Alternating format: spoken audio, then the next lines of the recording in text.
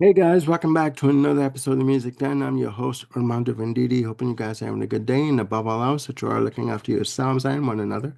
Ladies and gentlemen, I want to welcome you back to another segment of Live Album Spotlight. Now, I haven't done one of these in a while, so I thought it was about time I do one. Now, the band that we're going to be talking about today is a band that I've done exactly two segments on this channel. So I think they should be talked about a bit more. And the album I'm going to be talking about today is a fantastic piece of work. The band are Deep Purple, and the album in the spotlight is Live in Japan 72. Now, the reason why I have Made in Japan along with the Live in Japan 72 graphic together is because Live in Japan 72 is a three-disc set that was released in 1993 in an attempt to bring to the public all three concerts that Deep Purple did in 72 in complete form for the first time. Now, just a bit of background. Main Japan features the Mark II lineup of Deep Purple. You have Ian Gillan on lead vocals and percussion, Richie Blackmore on guitars, John Lord on organ and keyboards, Ian Pace on drums, and Roger Glover on bass and backing vocals. Now, Main Japan is considered to be the best live rock album in history. And after listening to these performances, I can understand why. Now, Main Japan was originally released on three different dates. On December the 8th, 72 in Japan, on December 22nd, 72 in the UK, but it wasn't released until March 30th of 1973 in North America through Purple Records, Deep Purple's own label, and through EMI, and also through Warner Brothers Records in North America and Japan, respectively. Now, the music for Made in Japan was recorded on, I was going to say April, August 15th and 16th in Osaka, Japan, and August 17th in Tokyo, Japan. Upon release, Made in Japan reached number 16 in the UK charts, number 5 in the US charts, and faring slightly better in Canada, reaching number 5 in the Canadian charts. Now, the tracks for Live in Japan 72 were assembled and remixed by band archivist Simon Robinson and Darren Goodwin at Abbey Road Studios in 1993. The album, Live in Japan 72, was remastered by Peter Mew and produced by Deep Purple. Now, the reason for the release of Made in Japan, the reason why it took place at all, was because Warner Brothers Japan, their Deep Purple's label at the time, pushed for the release of a proper live album because they believed that it would increase their publicity and popularity in the country. Now, the music for Made in Japan was recorded during the band's tour for the album Machine Head, featuring um, Smoke on the Water, a massive hit.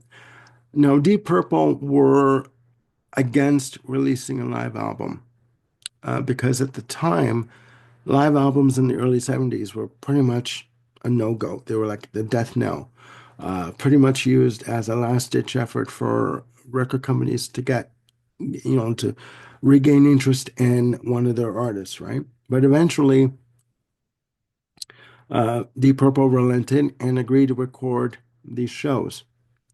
And originally, it was only going to be released in Japan, but obviously, it eventually was released worldwide and became a massive success. Now, this version of this set, Live in Japan 72, contains all three shows that were done in Japan on the 15th, 16th, and 17th of August. 21 tracks in total. The set list is pretty much the same with songs being switched out, three songs being switched out throughout the set list. Now, I'm going to be concentrating on disc one. And the three discs in this set have subtitles. Okay. Now, the disc one, subtitled Good Morning, starts off with the track Highway Star. Now, it's got to be said, bands, when they were touring in the early 70s, they would take some time to tune up the guitars, their basses, their snare drums, whatever they needed to tune up, keyboards to see if they were in the right key, if they were going to be in the right tempo.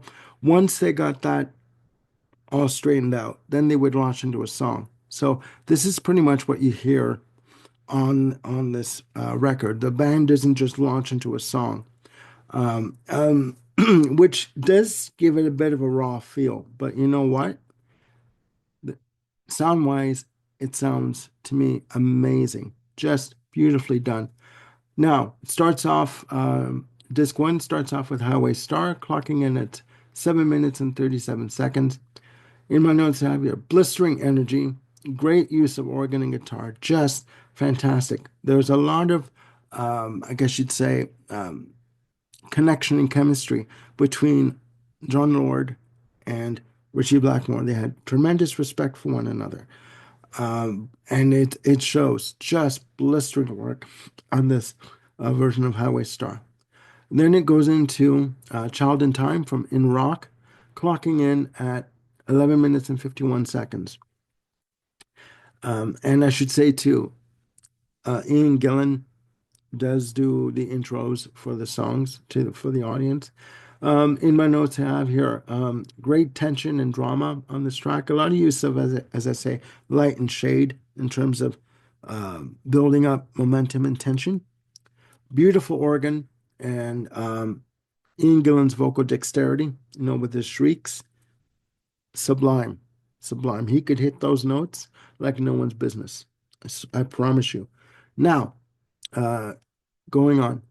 The next track is a track that I've rarely heard called The Mule, clocking in at 9 minutes and 36 seconds. And this track is also used as a drum solo vehicle for Ian Pace. In my notes, I have here energetic intro, great drum solo, very tight arrangement. Now, the one thing about the band at this point, they were on point. They were locked into one another. The off stage tension between Ian Gillan and Richie Blackmore, notwithstanding, because it's been made infamous that they did not get along. Okay, it is what it is. But on stage, they interact beautifully together, and it shows. It shows. There's a lot of vocal gymnastics that Ian Gillan does with a banter between him and Richie Blackmore on guitar. Just beautifully done. After the Mule, again, clocking in at 9 minutes and 36 seconds, you have Strange Kind of Woman, clocking in at 8 minutes and 50 seconds. And in my notes I have here, great blues feel, great guitar soloing, and has a really relaxed feel. The audience are getting into it, they're clapping along, they're just going for it. Now, at the time, um, British artists usually did really well in Japan. Groups like Queen, even bands like Cheap Trick, or Kiss, they did really well in Japan, right? I think the Japan audiences were eager and hungry to soak in anything from the Western world. Do you know what I mean? Just amazing, and they get into it, right? After Strange Kind of Woman comes Lazy, clocking in at 10 minutes and 26 seconds. In my notes, I have here a slow build of organ and guitar in terms of the track ramping up and coming in. There's a lot of use of guitar feedback and sort of distortion of notes and sort of feedback between the amps and guitar, kind of like what Jimi Hendrix would do when you would play. Sorry. And in my notes I have you also extended organ intro on the track, nice tempo on the hi-hat, energetic boogie woogie tempo, extended instrumental jam on this piece, just beautifully. A lot of these songs, there's a lot of give and take. There's a lot of improvising, improv, free form. As long as they stayed within the structure of the track, within that structure, they could go off and do whatever the hell they wanted to do. And It's there in the music, you can tell. Now, after Lazy comes a whopping version of Space Truckin'. On the vinyl version, it takes up all of side D, which, side four, clocking in on vinyl at 19 minutes and change. Well, that's a very slight edit of that track because vinyl only had 20 minutes of playing time per side. On the CD version of Live in Japan 72, Space Truckin' clocks in at a whopping 21 minutes and 35 seconds. Okay? And in my notes, I have here fast tempo intro on the hi hat, heavy, as I call it, dirty rhythm guitar. A lot of bottom end on this SOB. Just great. Great guitar tone on the solos, great bass and drum extended sections, a lot of improv jam sections on the organ, drums, and bass. And from what I can hear, there's a lot of use of feedback from Richie Blackmore, using standing up against or close to the um, amplifiers to get the feedback. And from what I can hear, I do believe he's using what is called a theremin, which Jimmy Page has used. I know that Jeff Martin from the Tea Party uses a theremin, and what it does is I'm not exactly, I can't give you the exact technical explanation, but it uses music signals and feedback, and you can increase the volume of it, the pitch, alter the pitch of a guitar tone. It's great. It is just fantastic, right? Now, the final track on disc one is a track called Black Knight, which is used for the encore. The shortest track on the disc, clocking in at 6 minutes and 25 seconds. In my notes, I have here blues shuffle intro, heavy rhythm guitar, and on this track, just great. And I haven't said this in a while, but I've said this before. It has an ass shaking boogie rhythm to it, a shake and boogie feel to it. And the audience are getting into it. They're getting off of the energy from the band. The band are getting off from the energy from the audience. And um, you can tell that they're having a good time. Um, and again, whatever tensions that were going on in the band at the time between various members, again, Ian Gillan and Richie Blackmore, because I do believe after this tour, Richie Blackmore had stated that he would no longer work with Ian Gillan, and Ian Gillan and Roger Glover were forced to leave the band at that point. But at this point in time, they were getting along great on stage, and a lot of energy coming from the band, a lot of energy coming from the audience. Most of these songs have a dead stop. And what I mean is not just the band sort of petering out slowly for a song, but the band would come to a complete cold stop, as they call it, a cold stop. And the audience at the time, as I scratch my head, really didn't know if they should react or not.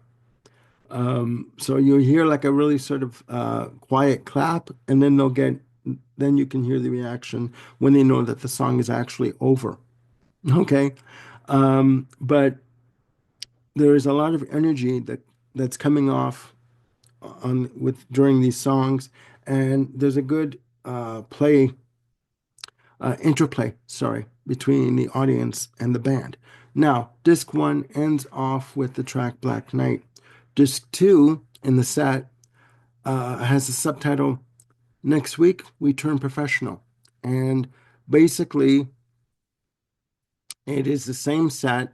A couple of songs are in different order. Smoke on the Water is in this on disc two, a great version of Smoke on the Water. And the rest of the set is pretty much the same. Space Truckin' is also in and clocking in at another whopping 20 minutes and 13 seconds. Okay, just amazing. And disc three has a subtitle of "Can we have everything louder than everything else?" So, at this point, the band are really into it. It's their third and final performance, and it's just energy all the way. You know, um, and that is pretty much the album. You have, um, as I said, you have a couple of tracks that have been uh, removed on disc 2 and 3. On disc 3, the Mule is replaced by Speed King. Speed King clocking in at 7 minutes and 55 seconds, and it is used um, as the encore. Although as it says in my notes here, the encore of Speed King on disc 3 was recorded in Osaka on the 15th of August 1972. Now, in terms of the notes here, I have here fast-paced tempo, uh, great spots for improvisation between the organ and guitar, and has a sense of release and fun. Okay, they were having a great time on this album, and it's got to be said. I mean, for me, I can usually tell when a band is having a good time. Like, and I guess you can tell usually, overall, because it comes across during while they're playing. You know what I mean? Um, the only other way, I can explain it is when I saw a live concert with Tom Petty and the Heartbreakers on the Running Down a Dream documentary, which included a concert with them of theirs in Florida in the 2000s. And you could see that the band were just having a good time. No pyrotechnics, no smoke pots going off or flash pots going off. Just a good time between the band members. And you could see it on in that video, and you could hear it on this uh, collection, right? And it's just simply fantastic. I'm getting my own copy of Live in Japan 72. It's going to be arriving in a few weeks. My history with Made in Japan, I bought my first copy of it on vinyl in 2011 in a secondhand record store in Calgary. The cover was pretty tattered, but the vinyl was spotless. It was clean, pristine, not one fingerprint, not one scratch, nothing. And I also have a copy of it on CD through Purple Records. I have not touched the vinyl since I bought it in 2011 because I want to preserve the the pristine look of the album. All right, but you can get live in excuse me, Live in Japan 72, the triple disc set on Amazon through Amazon Direct for like $69.99, or you can get it through a secondary seller, which I did for $40.99. So, and you can also listen to it on YouTube. You can stream it on YouTube first before you know, spend the money for it. But you know what? If you're a Deep Purple fan of the Mark II era, this is a must have for you. You need to get it. Okay? You will not be disappointed. Okay? Beautiful musicianship, beautiful interplay between the band and the audience, and it's sublime. It is pretty much a sublime, perfect album. So that's it for now. I will be back with more videos with Jim Bricker and Bill Schuster and Ken Cheshire in the near future. Excuse me. Please click like and subscribe and hit the notification bell to keep yourselves on top of any new content I've got coming up. All right, that's it for now. Please look after yourselves and one another. I'm Armando Venditti signing off. Bye for now.